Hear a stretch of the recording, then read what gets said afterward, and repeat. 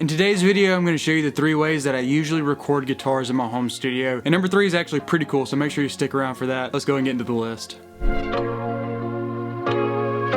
So this method is actually probably one of the most popular ways to record guitars in a home studio, and it's actually the first way I ever recorded a guitar in my home studio. With this method, you just take the guitar cable from your guitar and plug directly into one of the preamps in your interface. For me, I just plug my guitar directly into the high Z input of my Apollo Twin X. It even has a little guitar icon on it. After your guitar is plugged directly into your interface, open whatever DAW that you're using and make sure you load up your favorite amp sim. And the biggest upside to me of this method is that you're actually recording your guitar DI. You're not actually recording the sound of the amp sim.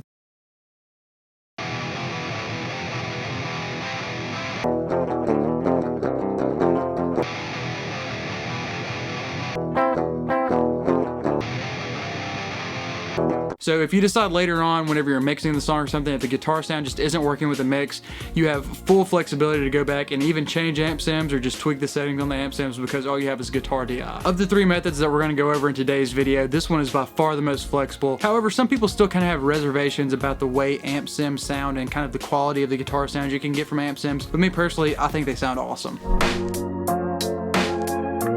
So this is actually the method that I use most often, however it does have its disadvantages. If you have a guitar tone that you're just absolutely in love with and there is nothing that you want to change about the guitar tone, then maybe you just want to go ahead and capture that tone and just get right into mixing and not worry about tweaking all the different sounds in your DAW. Take your guitar cable from your guitar, plug it into the input of your modeler or profiler or whatever you're using. For me in this example, I'm using a Kemper. Then you will go either XLR or balanced TRS out of the back of your unit into your interface. So for me personally, I'm using an XLR cable out of the back of my Kemper into an XLR input on my Universal Audio Apollo Twin X. So for me personally, the biggest advantage of this method is that it's kind of impossible to waste time on guitar tones in the mix. If you have a guitar tone that you really like and you capture that, then there's really no tweakability that you can do in the DAW other than basic EQ and compression. However, that advantage is also its biggest disadvantage. If for whatever reason you can't make your guitar tone sit in the mix, then you're pretty much going to be forced to completely retrack the guitars because you do not have a DI, and with that being said, you can't reamp the guitars and there's really nothing that you can change. You have the guitar tone set in stone, unfortunately.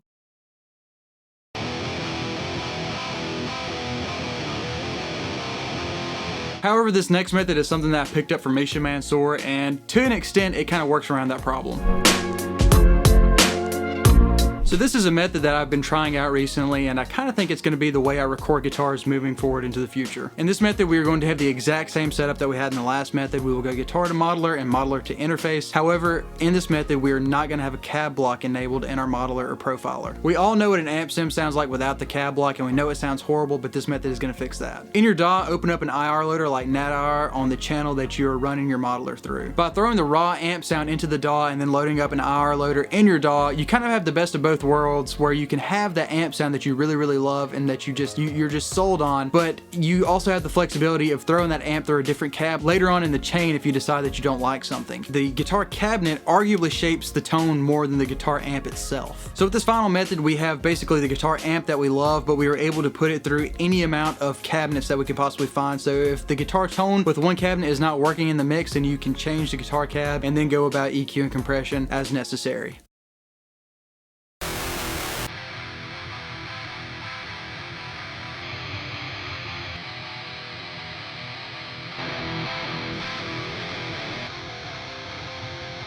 So these are the 3 methods that I use most often when I'm recording guitars in my home studio. I hope you found some value in today's video, and if you enjoyed today's video, please do hit that like button and maybe even hit the subscribe button, and I will see you guys in the next video.